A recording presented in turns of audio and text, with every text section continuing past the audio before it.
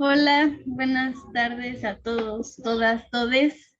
Estamos aquí en nuestro círculo de estudios de norte a sur. Esta es nuestra séptima reunión del gran tema por la disputa del sentido común. Y hoy estaremos hablando sobre ética feminista. Entonces, les dejo con el compañero Orlando que nos hará la introducción del tema. Muy buenas tardes a todas y a todos. Efectivamente, hoy nos toca hablar de la ética feminista, recordando que hemos visto los temas de ideología, los temas de los medios, de la verdad, hemos visto el feminismo, las masculinidades, y bueno, hoy toca reflexionar la ética feminista, como decía Mariana, dentro de este marco de la reflexión sobre el sentido común. Es decir, cuestionándonos aquello que hemos naturalizado, que damos por dado, que damos como normal, y que quizá convendría cuestionarlo porque no necesariamente nos permite desarrollarnos como mejores personas, ¿no? En este caso, quiero iniciar por hacer una distinción que creo que siempre es muy fundamental, que es distinguir entre los conceptos de ética y moral, porque justamente si vamos a hablar de ética feminista, pues es importante distinguirlo de lo que sería una moral feminista o simplemente en términos de moral y ética, ¿no? Digamos, la moral en ese sentido, pues es de todos los seres humanos, es decir, no hay un solo ser humano que no sea moral.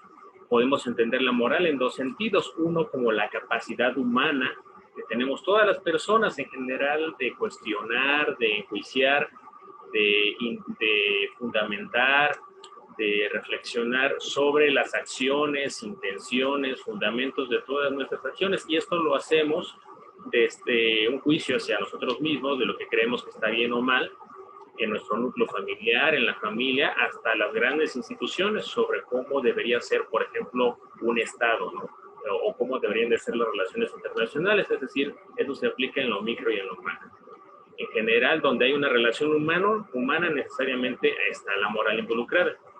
Otra forma de entender la moral, y que también aplica en lo que acabo de mencionar, pues es justamente de entender la moral como el conjunto de normas y costumbres que se da una sociedad determinada. Por una sociedad determinada podemos entender desde, como decía, el núcleo familiar, los amigos, una sociedad cultural, un grupo de investigación, cualquier grupo social de acuerdo con un fin determinado específico que se plantee, también va a tener su moral específica, ¿no? Entonces, como vemos, pues estamos llenos de muchas morales que no necesariamente van a concluir en sintonía, pero que también, al mismo tiempo, tampoco están tan dispares, ¿no? Algunas veces coinciden en algunos puntos, otras veces no, y entonces hay un conflicto. Y ahí es donde aparece la ética. La ética no es otra cosa que es la reflexión filosófica sobre la moral, que se va a tratar de reflexionar sobre cuál es la mejor forma de actuar entre los seres humanos, sobre cómo debe uno de actuar en ese sentido.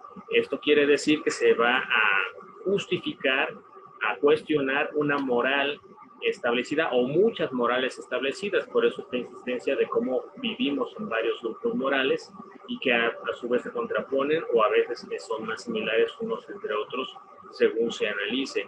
Pero la ética va a reflexionar sobre este punto, que es muy importante porque es el instrumento filosófico que nos va a permitir tratar de resolver los conflictos entre seres humanos ante la evidente distinción de muchas morales en turno, ¿no? Entonces, teniendo clara esta distinción, ahora sí me gustaría abordar la lectura que dejamos a reflexionar en esta ocasión, que es la de Francesca Gargalo, que es una feminista que ha reflexionado bastante sobre el tema del feminismo dentro y fuera del mundo académico, eso hay que resaltarlo también, porque inclusive así como se habla del Che que hizo sus diarios de motocicleta y estuvo recorriendo América Latina, pues en el caso de Francesca Gargalo, bueno, yo recuerdo que también hizo su recorrido por América Latina para la construcción y reflexión sobre las ideas feministas. Entonces, bueno, también es una mujer bastante interesante y una filósofa bastante interesante que hay que conocer sus obras, por supuesto, y para no necesariamente compartirlas, pero sí conocerlas, criticarlas y ver qué nos puede aportar. En este sentido, entonces, la ética feminista, y bueno, aquí lo que voy a tratar de vincular un poco con los otros dos temas que hemos visto es tratar de hacer notar la idea de que el feminismo y las masculinidades son conceptos relacionales, son conceptos que se interdefinen, es decir, uno está vinculado con el otro, así como hablamos del rico y el pobre, del esclavo y el amo, podemos fácilmente pensar una relación de concepto relacional entre la masculinidad y el feminismo, es decir, mutuamente se afectan en qué se entiende o qué no se entiende entre masculinidad y feminismo. Entonces, partiendo de esa idea, entonces, bueno, retomo lo que dice la lectura un poco, ¿no? Nos habla de cómo esta lucha del feminismo, sobre todo a partir del siglo XIX, siempre planteó un sustrato ético, ¿no? Para una forma de vida crítica, decía la profesora Gargalo, en una forma de vida crítica de las normas que discriminaban a las mujeres sobre lo que consideraban ellas que debería ser lo justo, ¿no? Entonces, de entrada, la ética se plantea como una pues crítica de lo justo, de la búsqueda de justicia, pero en este caso específico de ciertas normas que aluden específicamente a una discriminación de la mujer. Estamos hablando aquí entonces del siglo XIX, ¿no? Pero bueno, por supuesto, hay otras formas de abordar el feminismo. No quiere decir que solo inició en el siglo XIX, inclusive desde el siglo XVIII, en el periodo de la Ilustración, también podemos encontrar otras, las llamadas olas del feminismo se plantean también desde el siglo XVIII, pero bueno, retomando la lectura de Gargalo, pues así nos lo está planteando sobre todo en este sentido de la lucha por la justicia y la crítica a estas normas que discriminan a las mujeres. Y bueno, la idea también entonces en sentido positivo de construir qué sería lo bueno de las acciones organizadas de las mujeres en conjunto para la humanidad. Y creo que este es un tema muy importante porque no solamente se está pensando en términos de las relaciones de lo femenino, las relaciones de las mujeres, sino también se está pensando en términos humanos. De ahí pues el énfasis que yo pongo en entender el feminismo y la masculinidad como conceptos relacionales. Otro punto importante es que, bueno, Gargalo va a defender que dice la ética que subyace siempre necesariamente a la reflexión política.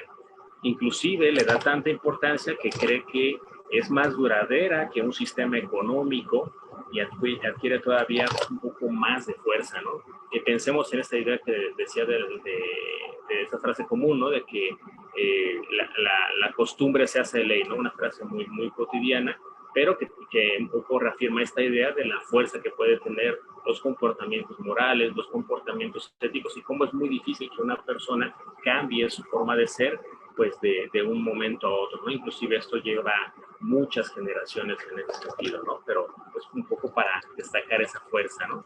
También, bueno, plantea cómo en el feminismo han sido varias éticas las que siempre han estado ahí confluyendo y cómo han podido ser más o menos útiles para defender el feminismo que están tratando de construir, defender y, bueno, de implementar para una sociedad más justa, ¿no? Y una de ellas es una ética utilitarista. La ética utilitarista se plantea, en términos muy generales, una finalidad muy concreta, la búsqueda de la felicidad. Va a buscar la felicidad para la humanidad en este caso, de la mayor cantidad de las personas. Inclusive, bueno, les invito, esta ética es bastante interesante porque está a la base estructural de muchos de los sistemas económicos, ahora que estamos en tiempos de pandemia, que no dejamos de estar todavía en la pandemia, pues mucho de todo el aparato instrumental del sistema de salud, de cómo tratar, a quién sí trato, a quién no trato, tiene mucho en su fundamento una ética utilitarista, en la ética médica, ¿no? Pues bueno, pero en este caso la ética utilitarista respecto del feminismo va a estar pensada en la medida en que, bueno, se va a buscar la felicidad de las mujeres y de los hombres a partir de un trato igualitario, ¿no? También, bueno, está otra propuesta que menciona Gargalo en el sentido de una ética no normativa, una ética radical, dice, ¿no? Con la búsqueda estratégica, dice, de liberar a las mujeres de las implicaciones estéticas, económicas, políticas de su deber. Es decir, si las normas se plantean como deberes y las normas se consideran injustas, pues bueno, en ese sentido hay la necesidad de transformar esa normatividad, y en ese sentido esa ética se plantea como no normativa porque rechaza esas normas. Ya después, bueno, haremos un análisis más profundo sobre este punto, pero en principio en ese sentido va una ética no normativa porque rechaza la norma vigente, porque la considera injusta, en este caso porque no habla de una igualdad o la búsqueda de la justicia entre hombres y mujeres. También, bueno, en esta misma sintonía se busca destejer los roles de la sociedad que la sociedad reclama, ¿no? Como hemos visto, estas relaciones entre seres humanos están muy mediadas por lo que es el sexo, el género, cómo se normalizan ciertas conductas, el uso del lenguaje, como hemos visto, y bueno, el trabajo, las profesiones, y así podemos ver varias esferas donde, bueno, se pueden hacer ver esta tensión de injusticia entre las relaciones entre las mismas masculinidades o en los procesos de los distintos feminismos y la relación que hay entre ambas. Bueno, ante eso, bueno, plantea Gargalo que lo que hay en general es una crisis de una reflexión filosófica, en tanto que se cuestiona cuáles deben de ser los parámetros del conocimiento, de la ética, de la política, de la economía, para entender cuáles deben de ser las mejores relaciones en la sociedad en todas esas esferas. Entonces dice Gargalo, hay una crisis en ese sentido. En el ámbito filosófico, esta crisis va a tomar por nombre, y bueno, también en otros espacios se usa el término de la llamada posmodernidad, ¿no? Que surge justamente a partir de esa crisis de la modernidad, con esta crítica a la búsqueda de los grandes relatos, a la idea de verdades absolutas, a la idea de una razón universal que, bueno, se va a estar cuestionando, y en ese sentido la ética feminista le plantea eso como un punto detonante, en tanto que le va a servir para decir, bueno, lo que creemos como normal, lo que creemos como algo cotidiano, como normalizado, pues ya vemos que no es así, ¿no? Hay muchos cambios que se van dando en el mundo, en diferentes esferas de la sociedad. Inclusive las mismas matemáticas en su momento habían cambiado porque se habían creído que las geometrías euclidianas, por ejemplo, la geometría de Euclides, perdón, en específico, pues era como el gran sustento de esta idea de las verdades absolutas, pero inclusive a finales del siglo XIX y principios del XX también cambiaron, y ya no hay muchas, y ahora hablamos de en plural también, ¿no? De geometrías no euclidianas, y a su vez dentro de esas hay dos corrientes diferentes que a su vez se plantean en diferentes términos. Bueno, pues esto que pongo en el plano de las matemáticas también se dio en otras esferas del análisis de la sociedad en general y en el término de las ciencias también en específico, ¿no? Entonces, Gargalo nos dice que esta ética no normativa sigue teniendo, aún así entendida, una teleología utilitaria que busca alcanzar la felicidad del mayor número de personas, ¿no? El feminismo se planteó en ese sentido liberar la vida de las mujeres de normas éticas impuestas desde la dominación histórica masculina. Ese es un punto también muy interesante, porque uno pudiera pensar, bueno, a lo mejor puede ser que la construcción del hombre como en un espacio público y la mujer en el espacio privado, pues tiene muchas repercusiones en todas las ciencias o toda la construcción que nos hemos dado como humanidad. Parece ser que la humanidad ha sido nombrada más por hombres que por mujeres.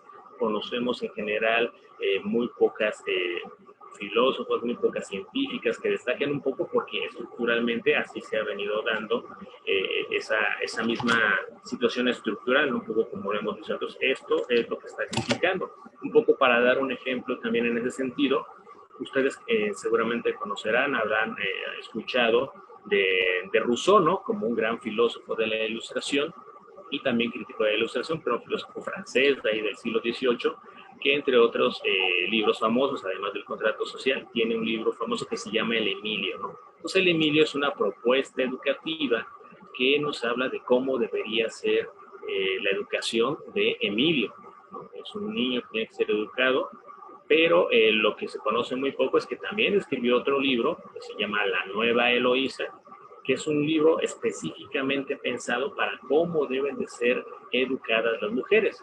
Veamos si tiene eso o no influencia todavía en nuestros días cuando pensamos que hay ciertas instituciones educativas que siguen separando la educación entre hombres y mujeres, entre niños y niñas. Eh, entonces, bueno, es parte de esa de lo que se está cuestionando en este sentido por parte de Gargalo sobre esta construcción de la masculinidad, porque decir, bueno, ¿qué pasa? ¿Por qué tienen que ser esos roles los que tienen que guiar la forma de relacionarnos entre hombres y mujeres? ¿Cómo los podemos cuestionar? ¿Cómo los podemos estar replanteando en ese sentido?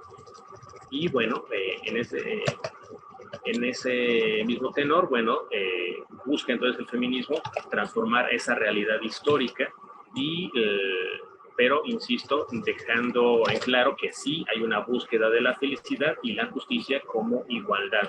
Entonces, bueno, retoma estos elementos que vienen del utilitarismo y en general por esta búsqueda de justicia entre hombres y mujeres. También hace una crítica a la llamada ética aplicada. ¿Qué es la ética aplicada? La ética aplicada los entendemos comúnmente como estos ejemplos de bioética, estos clásicos dilemas de a quién atender en primera instancia según el tipo de enfermedad que se tenga, a quién se le tiene que poner como prioridad para la donación de órganos, ese tipo de problemáticas que por ejemplo vemos en el área de la medicina como bioética, es una de las llamadas temas de la ética práctica, ¿no? Pero la podemos entender la ética práctica también en otros ambientes, como el ambiente de la ecología también, entre muchas otras aplicaciones. Entonces, aquí lo que va a cuestionar el feminismo respecto de esta ética aplicada es que este trabajo femenino no está siendo contemplado en tanto que debe de ser nombrado de forma específica, ¿no? Hay una falta de enunciación de la valoración económica de lo femenino y de la vida social y también de la necesidad de construir redes afectivas, ¿no? de una construcción de una forma de relacionarnos de forma distinta a partir del mundo de lo sensible. Si ustedes quizá recordarán en algún momento por algún autor, es muy popular esta idea de que las emociones es algo negativo, es algo que tiene que ser controlado o rechazado o inclusive eliminado por encima de una razón que es la que controla, la que regula. Y eso se da en muchos ámbitos de la sociedad, en muchos grupos de morales específicas, como decíamos al inicio, y es justamente eso es lo que también se está cuestionando, si estas construcciones están considerando la parte afectiva como algo positivo, no necesariamente como algo negativo o algo complementario, ¿no? Creo que es algo importante destacar porque es parte de esta crisis que también está haciéndonos poner ahí la lupa a Gargalo sobre la construcción de estas relaciones afectivas. También, bueno, nos habla justamente de este doble rasero moral, como ponía yo en el ejemplo de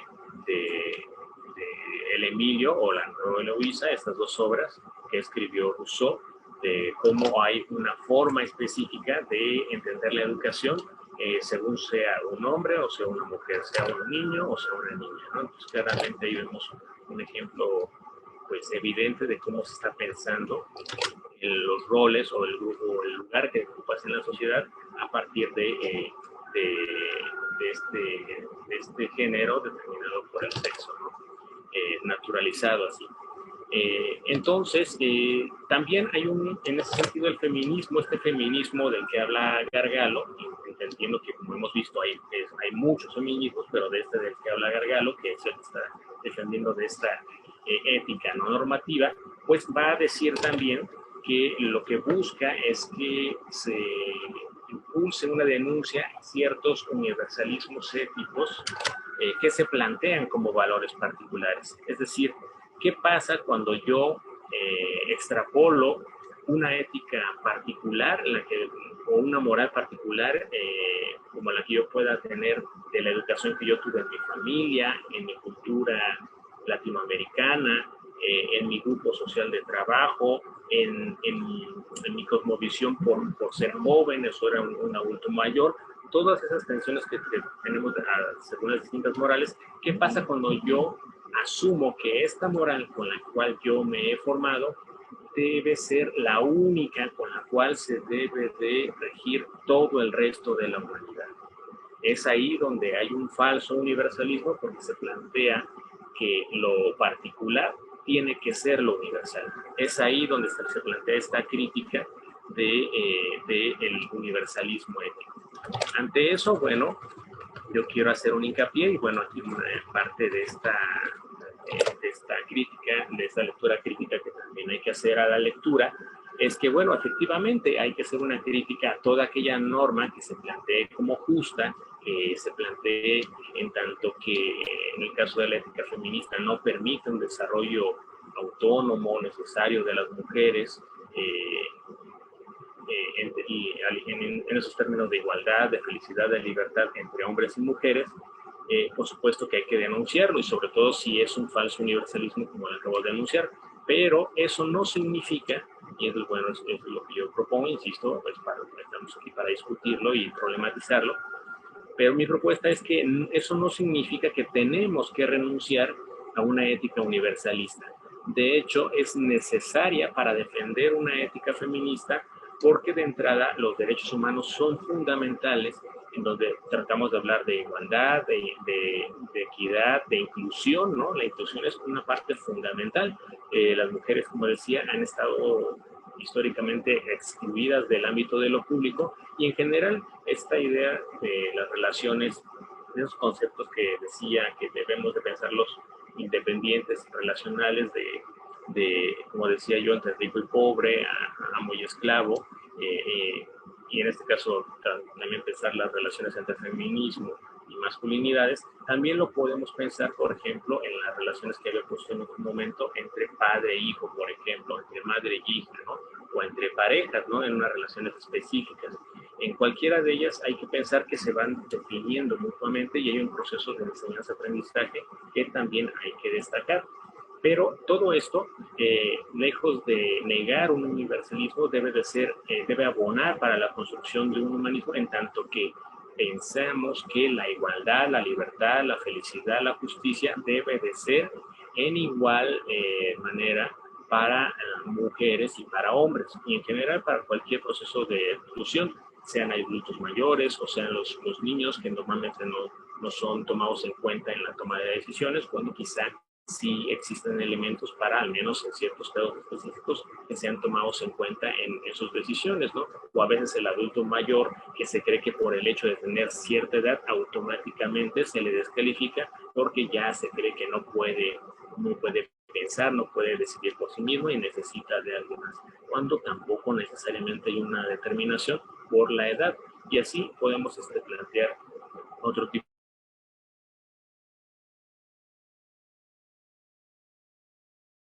de la ética feminista. Pues me parece que también puede ser una ética universalista que busque esta igualdad a partir de una fundamentación bastante sólida de los derechos humanos, que plantea como base a la dignidad que tenemos todos y todas los seres humanos. Eso es fundamental, porque es ahí entonces donde vamos a dar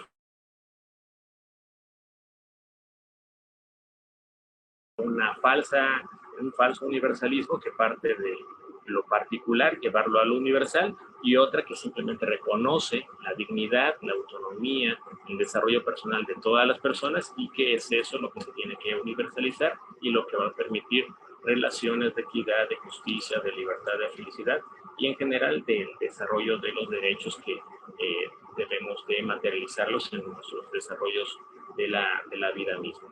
Y bueno, pues hasta aquí mi exposición. Espero aportar para la discusión, para la crítica, para el análisis, y bueno, pues muchas gracias.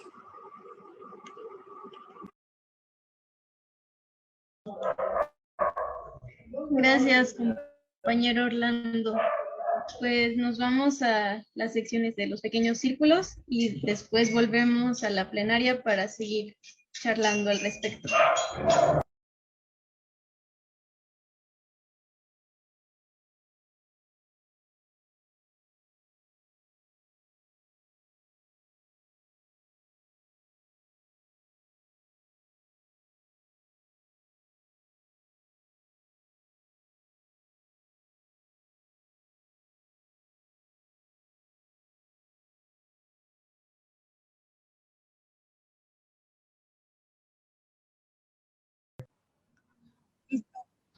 Compañeros, compañeras, ya regresamos a la plenaria después de la discusión en grupos. Como vimos ahorita con la participación de GIS, ¿no? En cada grupo es como una discusión diferente, ¿no? Siempre lo llevamos de la discusión general, le vamos dando como una ruta específica en cada uno de los grupos y eso es, creo, parte importante de estos círculos de norte a sur. Le dejo la palabra al compañero Orlando para que modere las participaciones de aquí de la plenaria, debido a que él expuso la primera parte. Entonces, Orlando, te dejo el micrófono. Gracias, Dania. Bueno, pues ya estamos de regreso para, después de la exposición, del análisis crítico inicial, la discusión que ya tuvimos dentro de los grupos, pues bueno, ahora estemos participando después de esas dos actividades, de esas dos prácticas. Y bueno, pues no sé, no sé quién desee participar para ir haciendo una lista y bueno, tratar de ser lo más breves y claros posibles. No sé, unas participaciones de 3 minutos para que puedan participar la mayor cantidad de personas posibles y nos podamos escuchar en ese mismo sentido. Bien, pues ¿quién dice yo?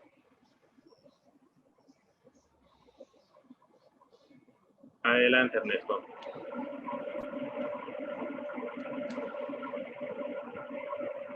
Está silenciado. Ahí está. Muchas gracias. Yo creo que estamos frente a una discusión civilizatoria, porque la ética debe de ser incluyente en este discurso que estamos planteando de la igualdad sustantiva y debe de partir de una reflexión y de una lección propia, que esta reflexión ética puede no coincidir y que de plano no va a coincidir con los patrones y estereotipos que nos hemos formado de lo que son las relaciones de género. Esto, por supuesto, debe de influir en nuestra conducta de tal manera que nosotros cuestionemos, critiquemos, censuremos esas relaciones de desigualdad, de discriminación, de explotación, de agresión, de manera consciente y voluntaria, en el sentido de construir una autonomía que nos permita determinar qué es lo que está pasando con ese sistema sexo-género, que naturaliza las relaciones desiguales entre hombres y mujeres. Una visión ética que dependa de la razón y de la filosofía y que tenga fundamento en valores que vamos a construir y que destruyan esos antivalores que se han ido imponiendo de manera cultural y que lo decía en el grupo, son 4 elementos fundamentales, 4 jinetes del apocalipsis. Uno, la visión patriarcal. 2, la cuestión misógina. 3, la visión andrógina y nuestra muy cultural visión del machismo. Esta cuestión de la ética nos debe de llevar, en el caso yo lo hablo desde el género, a construir una nueva masculinidad a partir de una reflexión personal. Pero ¿qué debe de llevar esto? ¿Cuáles serían los ingredientes de esta ética que vamos a construir? Una que nos incluya a todos, que no haga a un lado a la mitad de la humanidad, es decir, que evitemos los extremos, el machismo y el embrismo. O somos o puros hombres o somos puras mujeres. Eso no puede ser. De allí que incluya necesidad de respeto, de congruencia, de integridad en esa igualdad sustantiva. Por supuesto, de la humildad, porque yo vi como un compañero dice, pues desde su propia ingenuidad, ¿cómo podemos ayudar? No, no, ustedes no pueden ayudar, háganse un lado. Prácticamente dicen, ábranse, ¿no? Y yo creo que no es una situación inclusiva, implica un compromiso de integración y, por supuesto, una visión civilizatoria nueva. Si estamos en esa lógica de construir una ética incluyente, civilizatoria, de igualdad sustantiva, y si la podemos construir desde el partido hacia la sociedad, mucho mejor. Muchas gracias. Gracias, Ernesto. Bien, ¿alguien más desea participar? ¿Quién dice yo? Dania y después Héctor. Sí, gracias, Orlando. Igual si levantan sus manitas, me ayudan más para saber hacer una lista. Adelante, Daniel. Gracias. Perdón. Sobre esto que mencionaba un poco Ernesto, ¿no? De los espacios en donde muchas de las compañeras deciden no, o sea, que solamente sean espacios para mujeres. Es bien importante que los respetemos, ¿no? Si ellas, las compañeras, deciden que en esos espacios no haya participación de compañeros, tiene que ver con una cuestión de contar las experiencias que muchas de las veces no se puede hacer cuando está la figura de un hombre, ¿no?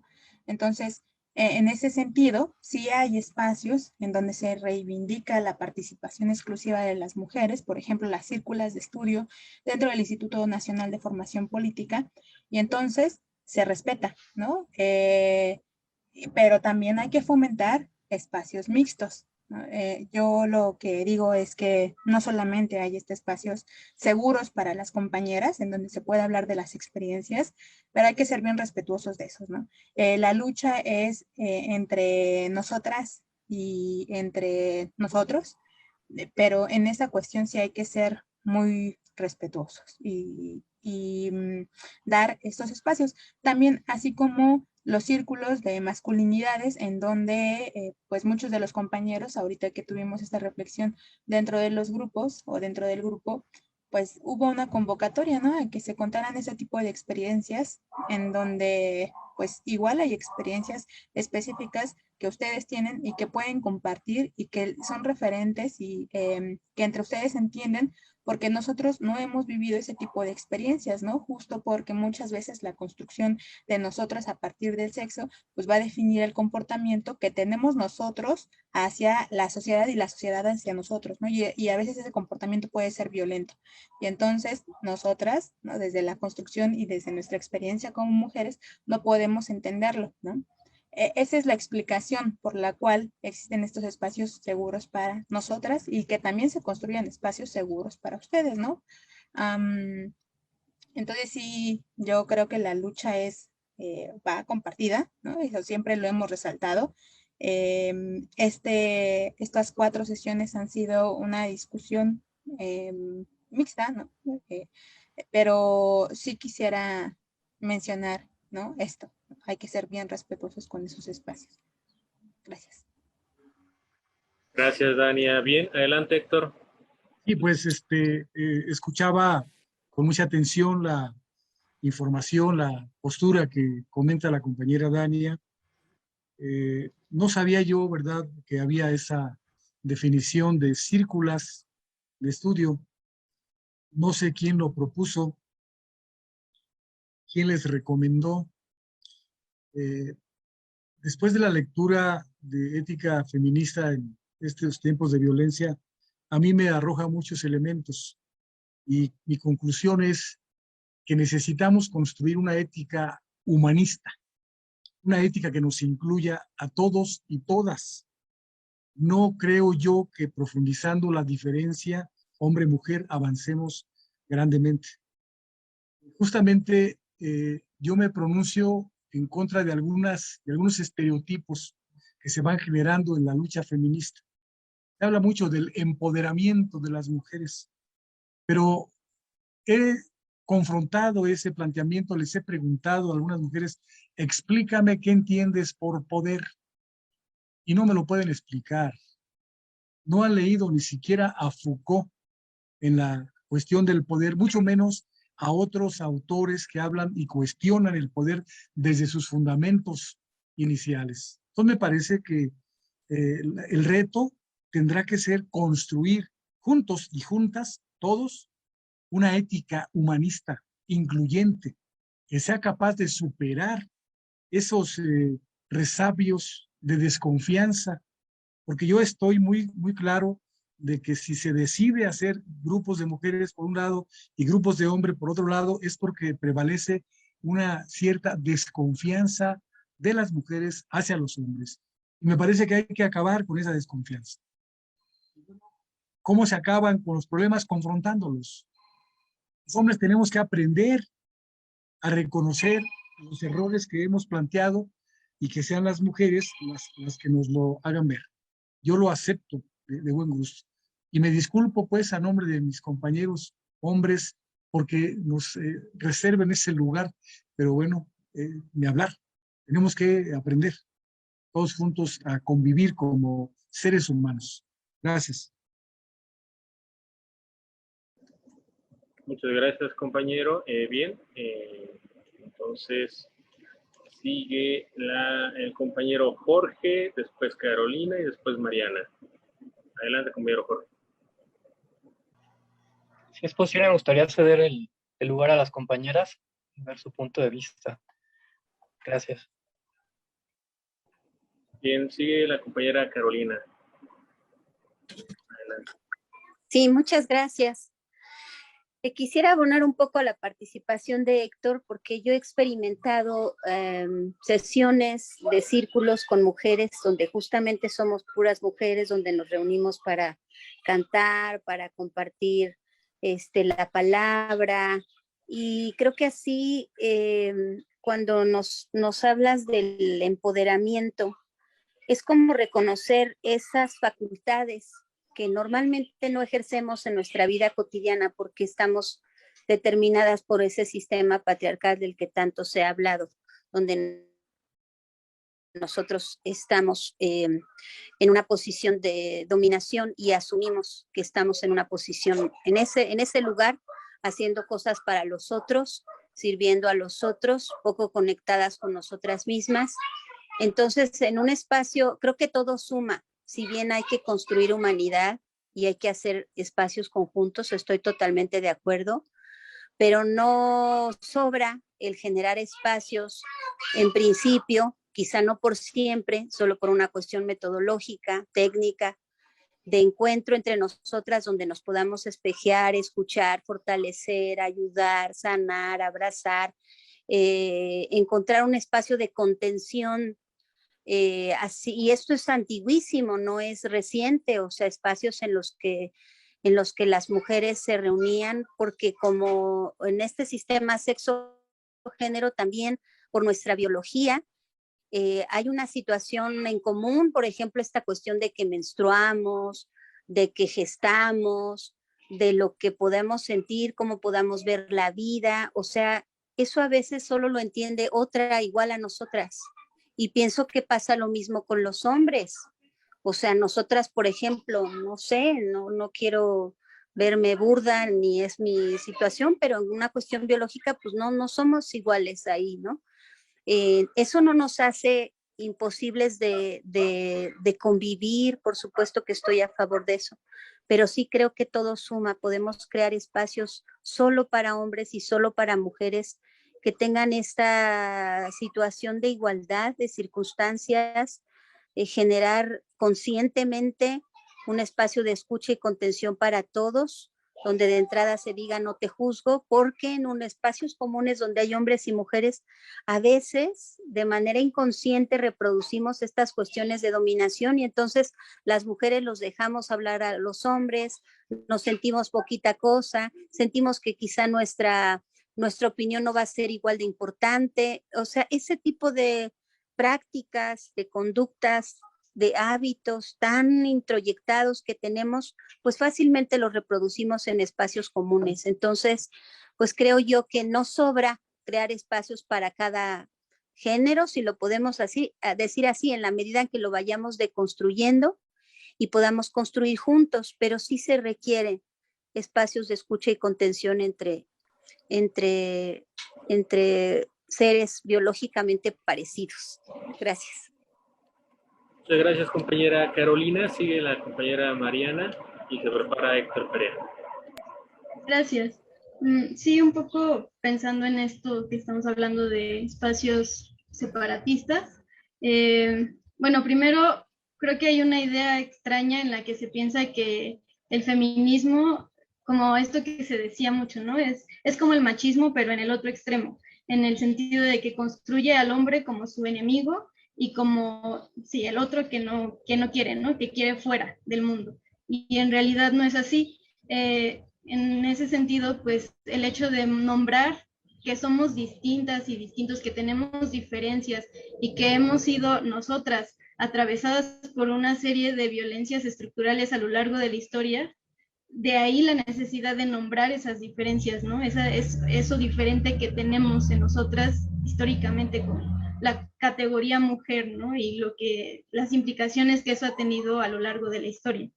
Yo creo que es bueno nombrar esas diferencias porque también nos hace visibles, ¿no? En un mundo en el que en realidad los espacios y el lenguaje ha sido siempre para los hombres, ¿no? Es como un primer momento en el que estamos volviendo a tomar espacios, el espacio público y el espacio del habla, como un espacio donde también nosotras existimos. Y bueno, hablando ya de los espacios de mujeres, entre mujeres, ¿esto qué quiere decir un espacio seguro? Pues justo, ¿no? Un espacio, como lo dijo Carolina, donde nos podemos espejar, porque quizá nosotras no estamos reconociendo ciertas violencias que nos tocan o pensamos que hay cosas que pues así son, ¿no? Y así tienen que ser. Y cuando escuchamos que la otra está sintiendo lo mismo o que está atravesando por una situación similar, reconocemos, entonces no, esto no tendría por qué ser así, ¿no? No soy la única a la que le pasa, nos está pasando a todas las mujeres y por eso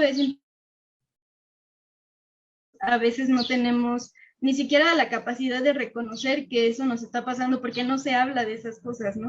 Entonces, en ese sentido, pues los espacios mixtos, yo también, los espacios separatistas, estoy de acuerdo y también espacios separatistas para hombres, para que ustedes mismos se cuestionen y también enuncien lo que les está atravesando en los cuerpos, en sus construcciones, ¿no? Lo que les duele, lo que les enoja. Y claro, es muy importante generar también estos espacios mixtos de discusión y de pensar, porque pues no es que vamos a dividir el mundo y ustedes se van a ir de un lado y nosotras del otro, ¿no? Sino que lo que queremos es una vida más digna para todas y todos, donde nadie esté por encima del otro, ¿no? O sea, donde nadie sea oprimido, donde nadie sea matado, asesinada nada más porque tiene una vagina, ¿no? O sea, de eso se trata también esta construcción de un mundo. Y eso era todo. Muchas gracias, compañera. Mariana, sigue el compañero Héctor Perea y se prepara la compañera Estrella.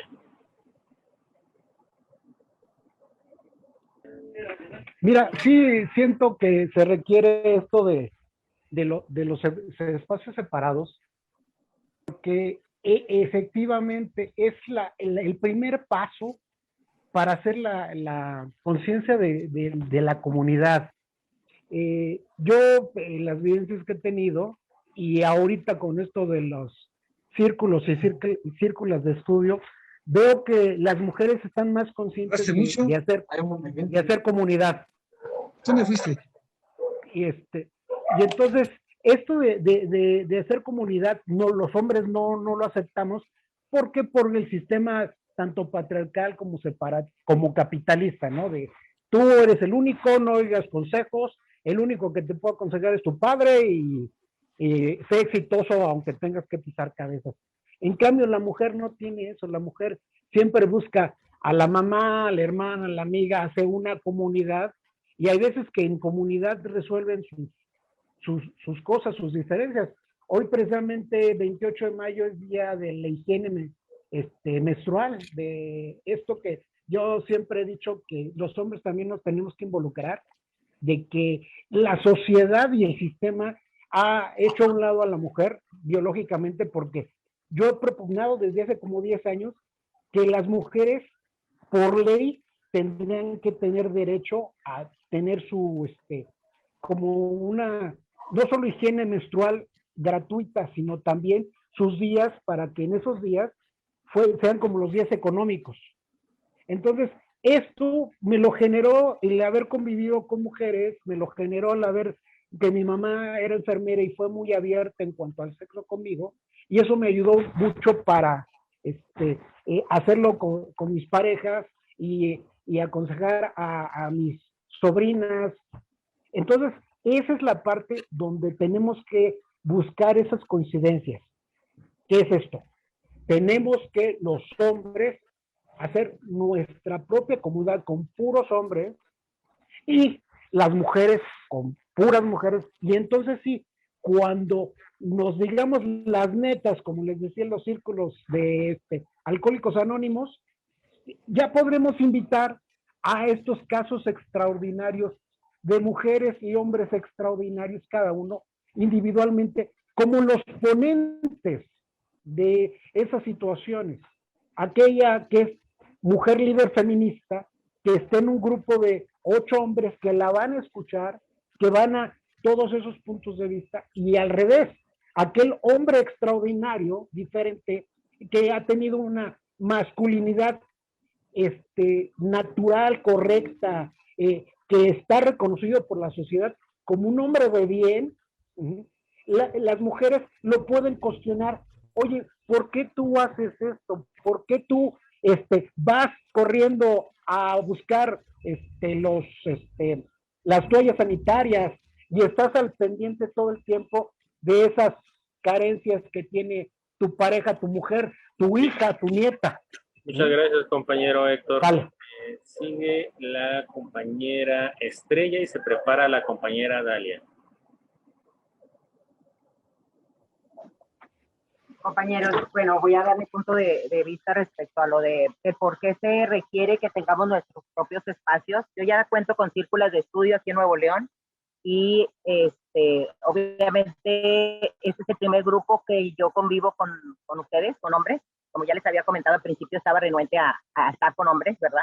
Entonces, bueno, hay que seguir aprendiendo. Creo que este espacio de ustedes, precisamente nos va a enseñar a todos a tratar de coincidir de una manera en pensamiento humanista y obviamente a tratar de entendernos el por qué, el cómo ayudarnos colectivamente ambos sexos, ¿no? Pero sí necesito yo mi espacio con mis mujeres porque hay temas que son solamente de nosotras y hay fotografías, hay mucho material que se comparte y donde obviamente el trabajar con nosotras que hemos sido dañadas, lastimadas, muchas veces estamos muy susceptibles a muchísimo de esto. Entonces, no es lo mismo cuando hay hombres y sobre todo, por lo que les comento, que se comparten. Son temas completamente de nosotras, de mujeres. Entonces, una cosa que aquí nos apoya bastante es de que aquí aprendemos y para llevarlo a otros espacios, o sea, ya hay que llevarlo a la práctica. Aquí nosotros estamos aprendiendo juntos. Nosotros somos un grupo que estamos aprendiendo con nuestras vivencias. Yo aprendo de todos los que escucho, ustedes aprenden de mi testimonio, tal vez de lo que han escuchado. ¿Qué vamos a poder hacer? Pues vamos a empezar a poder hacer algunas reformas, empezar a impulsar nuevas causas, nuevos círculos, llámenles círculos, llámenles juntas, llámenles como ustedes quieran llamarlos. Aquí yo recibo material por otros tipos de cursos también que manejo en cuanto al desarrollo humano, y créanme, checar con perspectiva de género es checar el material que yo tengo que exponer, si es con perspectiva de género, si es precisamente del lado feminista, si es precisamente que ya no tengamos un yugo las mujeres. Entonces tengo que analizar primero antes de hablar lo que voy a hacer con mis grupos. Entonces yo considero que empecemos cada uno desde nuestras trincheras a tratar de llevar esta situación para que vean cómo se torna la situación. Yo les voy a mencionar algo. Yo abro un grupo, Facebook, por decirlo así, yo lo abro a hombres o simplemente acepto a hombres y empiezo a publicar cosas de mujeres y veo la reacción. Ok, si ya sé que soy del partido, ya sé que también puede haber esta situación de inconformidad con las personas, no hay ningún problema, pero yo estoy ahorita muy contenta porque no ha habido misoginia, no ha habido falta de respeto, no ha habido ningún tipo de violencia creo que he infundado una gran convicción y una gran credibilidad en los compañeros que están ahí. Claro que no voy a tratar temas totalmente de mujeres ahí, pero a lo que yo me refiero es que cada uno desde como podamos, tenemos muchas herramientas por lo cual podemos hacer nuestros propios espacios. También tengo grupos en cuestiones de oración y eso también los tengo. Hay que saber llegar a la gente de diferente manera, pero obviamente sobre un mismo objetivo. Entonces, el compañero Héctor mencionaba algo del poder. ¿Qué es el poder para las mujeres o el empoderamiento? Yo entré en un curso que pagué y me costó bien caro haberlo pagado porque yo también decía empoderamiento, nada que ver con estos cursos que tenemos, compañeros. Y sabes una cosa, fue que yo tenía inseguridad, yo no sabía nada de temas, estaba muy dañada y siento que el empoderamiento de la mujer es precisamente tener el conocimiento de nuestros derechos, el conocimiento de los diferentes temas a tratarse ahorita precisamente, que es afidamento, sororidad, entendernos más lo que viene siendo misoginia, feminismo incluso. O sea, yo creo que el poder es eso, el tener conocimiento de poder tener y entablar una conversación con todo tipo de personas. Entonces, y lanzarte a poder tener un buen discurso. ¿Cómo aprende la gente de las vivencias que tienen los demás? ¿Cómo uno le llega a la gente con sus testimonios? Entonces, válgame la redundancia, he tenido desgraciadamente testimonios muy dolorosos y yo al principio no los quería tocar, pero alguien tuvo que hablar conmigo y decirme, hay que tocarlos, porque yo dije, nada más los vivo yo, ya nada más me pasaron a mí, y esa creencia tenía yo, y aparte años atrás, no, nada más los viví yo por no saber y atrás. No, se viven actualmente ahorita.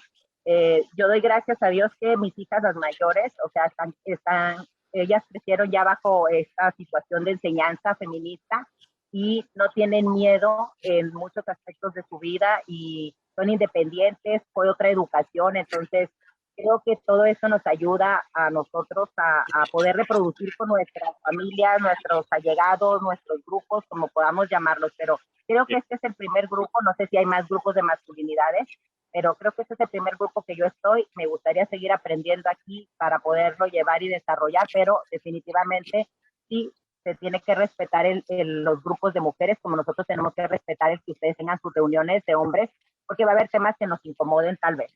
Muchas gracias, compañera Estrella. Sigue la compañera Dalia y se prepara la compañera Esmeralda. Hola, pues voy a ser un poco reiterativa, ¿no? Desgraciadamente creo que es importante este tipo de temas. En la cuestión de la ética, decía el compañero Héctor que es una cuestión humanista, concuerdo totalmente, ¿no? Es un pensamiento de cambio estructural de hombres y de mujeres que necesitamos tener otro tipo de perspectiva, ¿no? Una perspectiva de humanidad, de compañerismo, de sabernos acompañar realmente, ¿no? Sustantivamente, porque pues se nos ha enseñado que hay que estar primero en el egoísmo, en el individualismo, y eso es lo que nos tiene actualmente también muy dañados como sociedad, ¿no?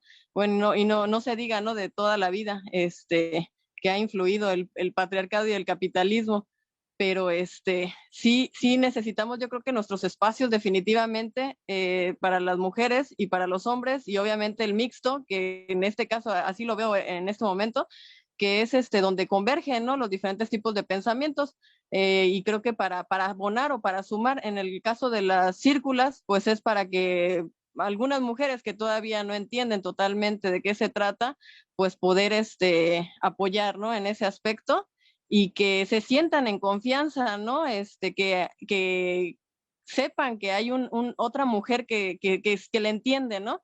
Y que no la va a juzgar, ¿no? En el caso de que cuando quizás esté un hombre, simplemente nada más un hombre, puede ser que se retraiga, ¿no? Que no hable, que no lo haga, ¿no? Entonces hay temas específicos para las mujeres y creo que también es necesario los círculos de hombres o de masculinidades para hacer una introspección, ¿no? Para ver en qué parte es lo que ha causado este tipo de actitudes, ¿no? De dónde vienen, ¿no? Pero sí necesitamos ir a la raíz de las cosas, ¿no? Porque creo que luego repetimos algunas situaciones que no nos convienen, ¿no? Que han sido parte de lo que nos han tenido en la opresión precisamente a las mujeres, ¿no? Reitero, este pensamiento de creencias es lo que como sociedad nos tiene muy, con este tipo de machismo, ¿no? De misoginia, ¿no? Se nos ha enseñado a que las mujeres deben de estar en la casa y los hombres salen a trabajar, ¿no? De que las mujeres, tienen que obedecer al hombre, ¿no? Lo dicen las mismas, el libro, ¿no? De la Biblia, ¿no?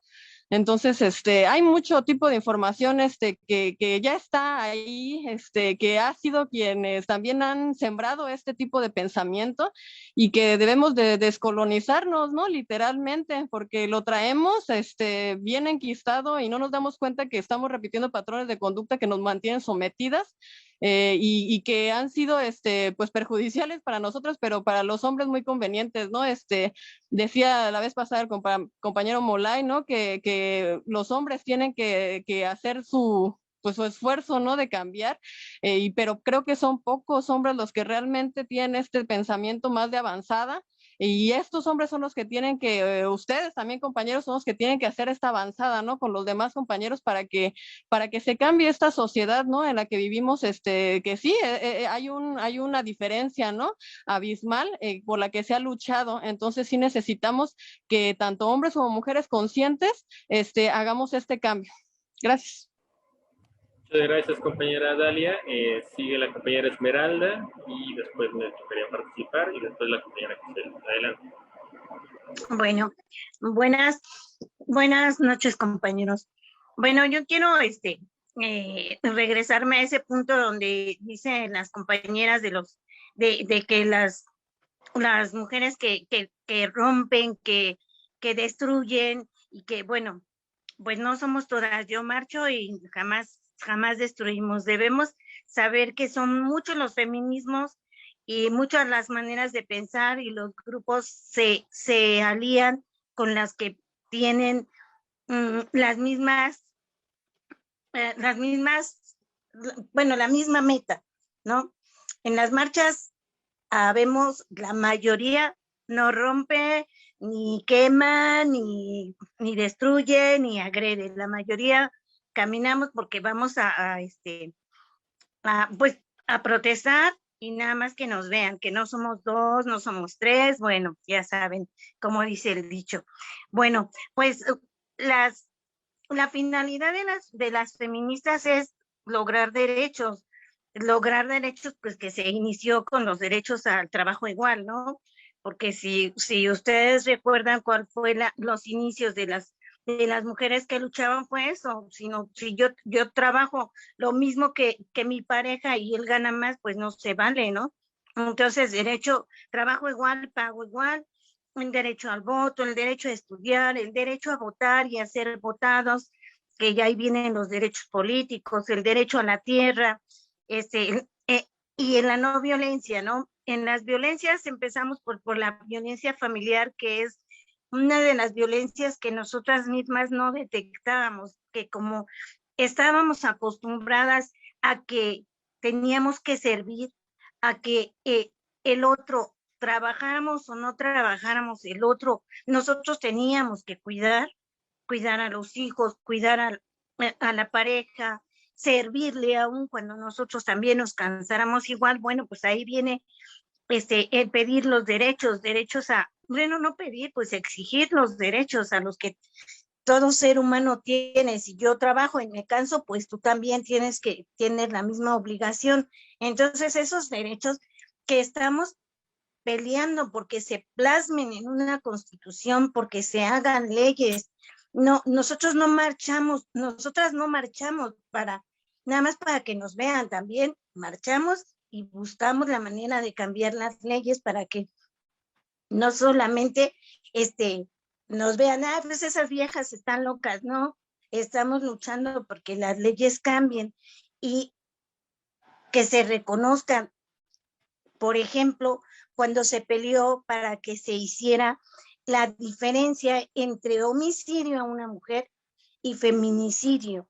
Hubo muchas luchas y hubo mucho muchos pleitos ahí en el Palacio Legislativo una vez de que ya pudo entrar esa propuesta de ley, y bueno, se reconoció que existe el feminicidio y existe el homicidio, aunque sea una mujer, no siempre es está reconocido como feminicidio.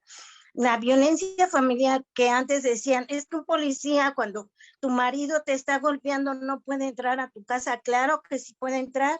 Entonces son derechos que las mujeres han logrado a base de esto, a base de marchas, y exigencias hacia los gobiernos para que reconozcan que las mujeres tenemos derechos.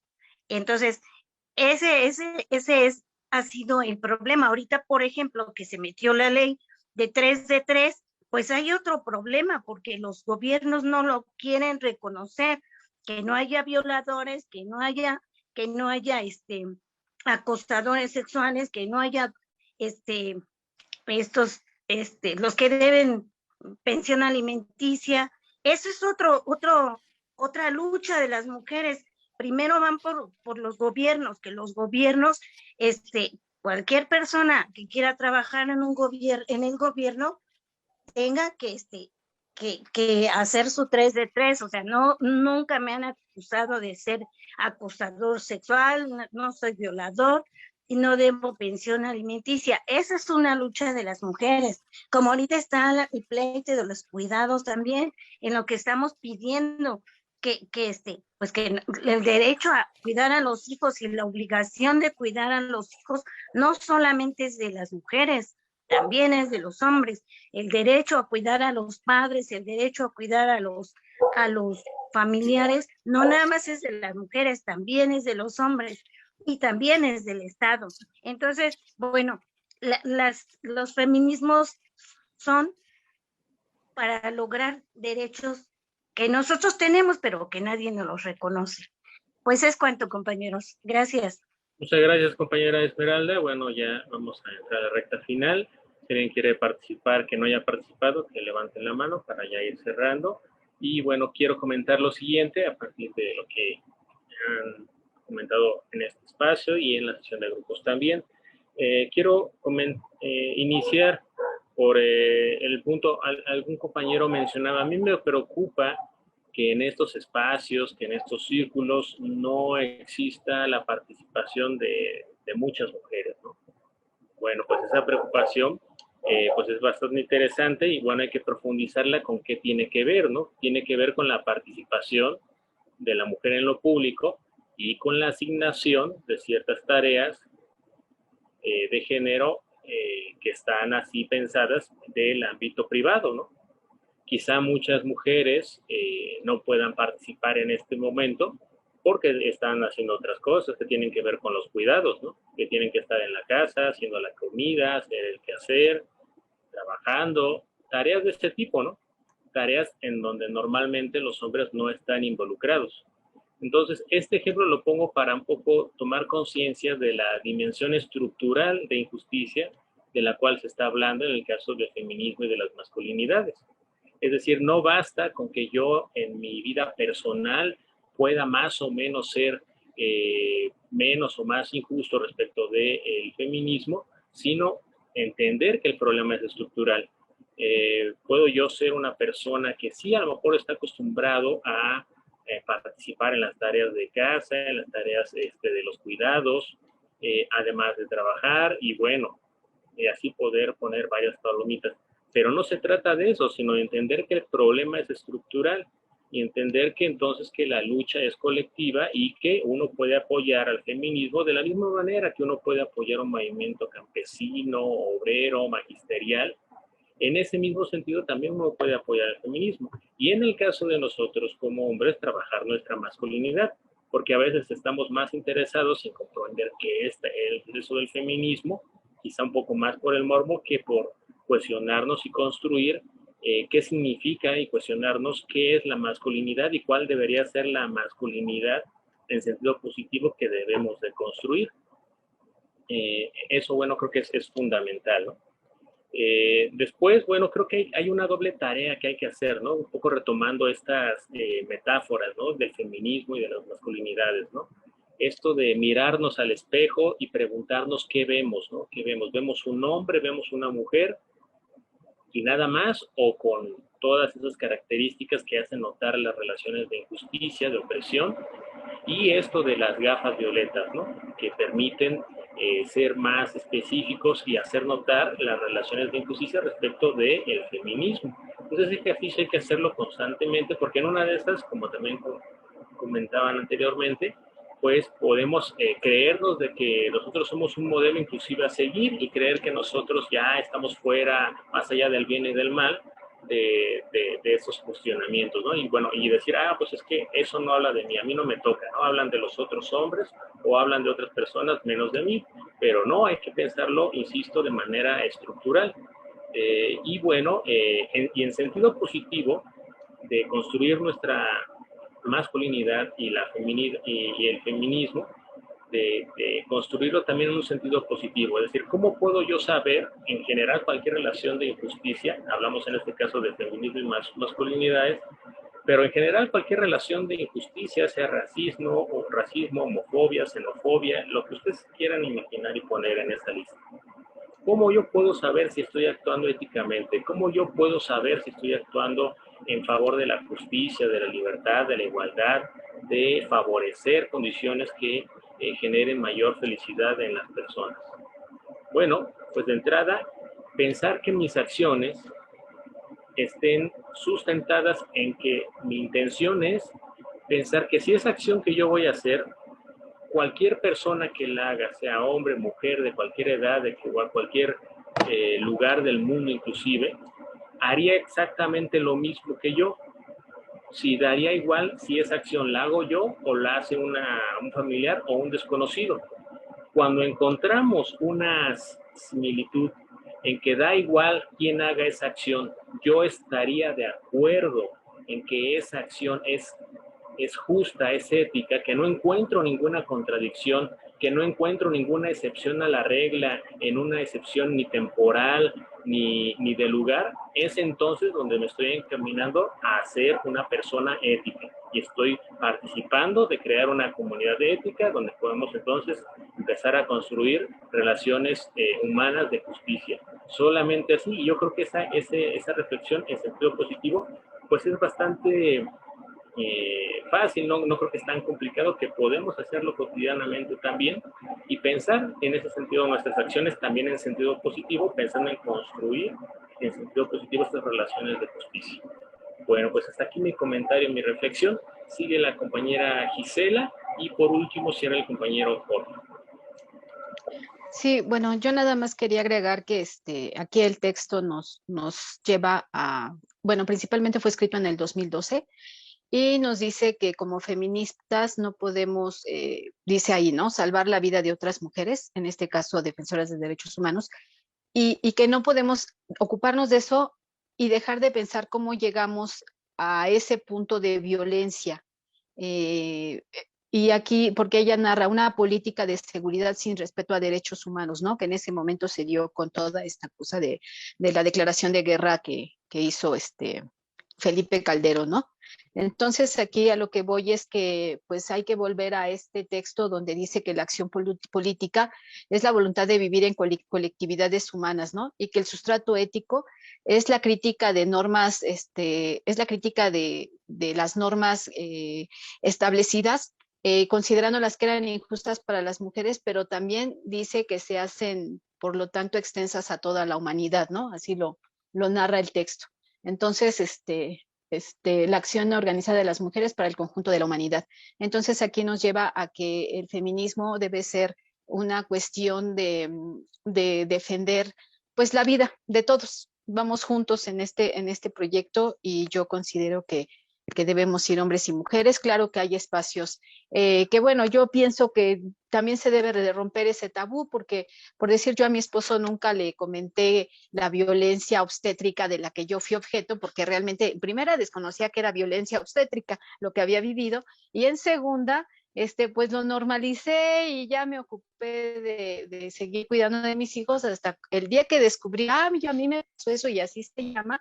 Lo compartí con mi esposo, lo he compartido con mis hermanos y no pasa nada, ¿no? O sea, creo que yo siento que tal vez en el momento en que rompamos, y tal vez ahorita no es, tal vez deba ser paulatino, si algunas mujeres se llegan a sentir pues que de alguna manera no pueden expresarse abiertamente cuestiones que finalmente tienen que ver en nuestra colectividad, en derechos que son conquistas de situaciones públicas, porque las conquistas no son individuales, son públicas, ¿no? Entonces, tal vez ahí igual conociéndonos bien nosotros, porque yo a partir de todo esto que he aprendido aquí del feminismo, yo soy mamá de dos varones y soy tía de 4 y lo hemos conversado juntos y de verdad que se enriquece el diálogo y la lucha. Es cuanto. Muchas gracias. Gracias, compañera Gisela. Bueno, pues se nota que leíste muy bien ese texto porque ya lo tenías preparado desde hace 3 semanas, ¿verdad? Bueno, pues muchas gracias, compañera Gisela. Compañero Jorge, cerramos contigo y ya pues damos el cierre final. Muchas gracias. Y bueno, cuando uno da esas batallas en lo colectivo, en lo individual incluso, pues sí, qué bueno que a veces no sucedan ese tipo de resistencias, pero normalmente cuando uno lucha, pues evidentemente mueves hilos, mueves fibras y se da, digamos, no es fácil, ¿no? Me gusta mucho lo que había comentado el compañero al inicio, el compañero Ernesto, en el sentido de que él pone el énfasis en lo civilizatorio. Efectivamente, como comentaba la compañera Gisela y se ha comentado, la autora también hace ese énfasis de, bueno, después de esta lucha, ¿qué seguiría? Lo deja entrever. Entonces, me parece acertado, digamos, este énfasis con la salvedad evidente de que sí se necesitan los espacios diferenciados. Ahorita hago un comentario al respecto, pero me parece que el sentido, digamos, de la discusión que abonaría muchísimo, digamos, al proyecto de nación que estamos todos compartiendo, es justo pensar qué es lo que, digamos, el partido como institución o lo que nos gustaría ver en nuestros espacios debería estar, digamos, dando como, no como un discurso vacío, sino como, pero sí, digamos, líneas definidas, porque no podemos, digamos, en la pluralidad en la que todos estamos de acuerdo y que nos imbuimos de este espíritu de pluralidad, de tolerancia en el partido, tampoco podemos fragmentarnos demasiado. Entonces no podemos volver digamos, a tener una confrontación interna, ¿no? Por digamos, posturas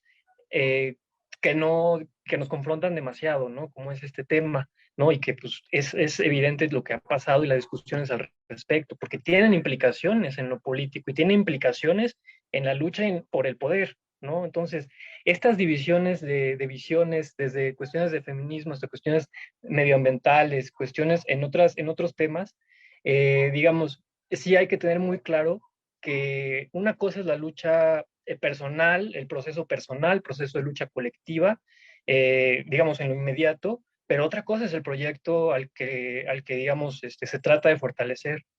Me parece que estas discusiones se tienen que dar al interno, pero tener la claridad que hacia afuera sí tenemos que ir hacia afuera, digamos, unidos con un discurso unificado, por así decirlo, aunque uno no esté de acuerdo, ¿no? De eso se trata también la democracia y las formas asamblearias, ¿no? El decir, bueno, pues estoy de acuerdo con esta postura, pero bueno, estoy de acuerdo con la democracia, estoy de acuerdo con la democracia interna en todas las prácticas, entonces, pues va.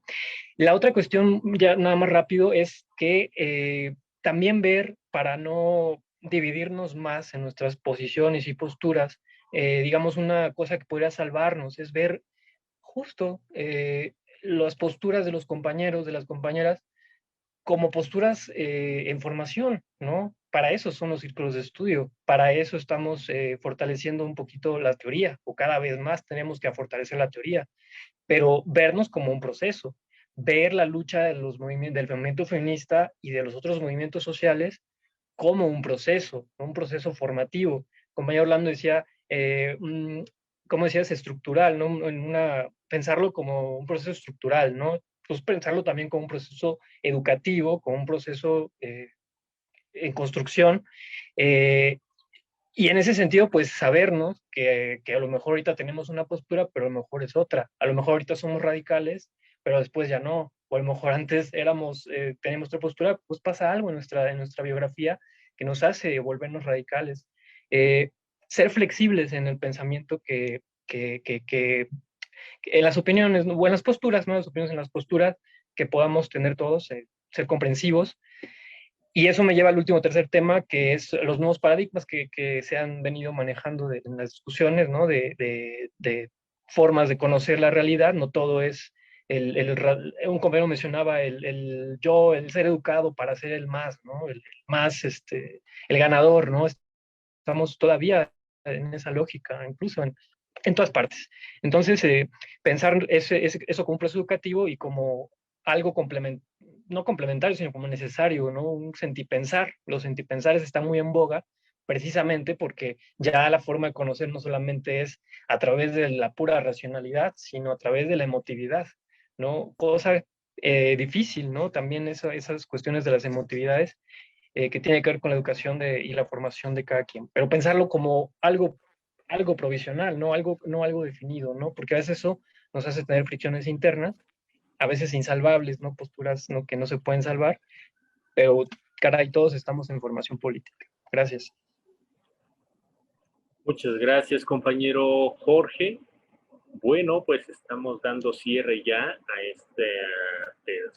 ya séptima sesión del tema de la disputa por el sentido común. Hoy vimos ética feminista, pero recordarles que la próxima semana vamos justamente a analizar, a abordar el tema de el Programa Nacional para la Igualdad entre Hombres y Mujeres, el Programa Proigualdad 2020-2024 del Gobierno Federal, y que, bueno, la compañera Gisela, bueno, nos va a apoyar en ese sentido. No sé si quieras comentarnos algo, Gisela. Pues nada, que están invitados, que estoy haciendo toda mi investigación y que pues les voy a compartir todo lo que yo pueda encontrar respecto porque estoy convencida de que la cuarta transformación es feminista. Es cuanto. Bien, pues ahí está la invitación y bueno, pues ya, despedirnos, ¿algún comentario final, Dania? ¿Quieres comentar algo? ¿No? Perfecto. Entonces ya nos despedimos de nuestros Facebook videntes y nos vemos el próximo viernes. Abrazos. Un abrazo desde Tijuana. Hasta luego, compañeros. Gracias, que descansen. Buenas noches. Buenas noches, gracias. ¿La de ahorita o la de antes? ¿La primera o la Adiós, segunda? buenas noches. Imagínatelo, el que menos esperes.